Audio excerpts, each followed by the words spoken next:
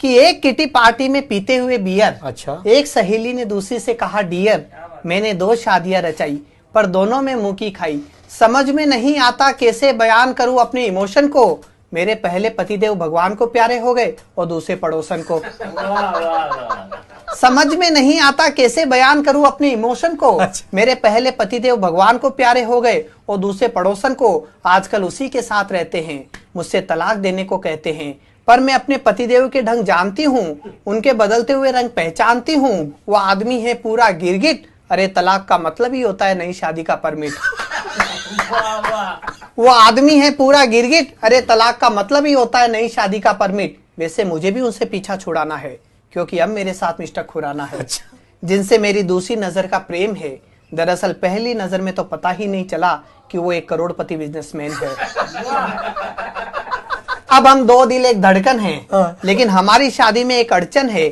जहां तक मिस्टर खुराना का सवाल है, वो स्वभाव के सीधे साधे और कैरेक्टर के अच्छे हैं। विरोध है तो उनके घर वालों की तरफ से, जिसमें 1 उनकी बीवी और 4 उनके बच्चे हैं। सीन नंबर 2 देखिए।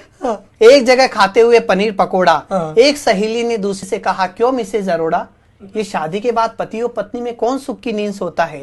मिसेज अरोड़ा बोली, दोनों ही, फर्क केवल जगह का होता है। पत्नी सोती है घर में और पति बेचारा दफ्तर में। पत्नी सोती है घर में और पति बेचारा दफ्तर में। आदर्श पत्नी वही है जो पति पर तनी रहे।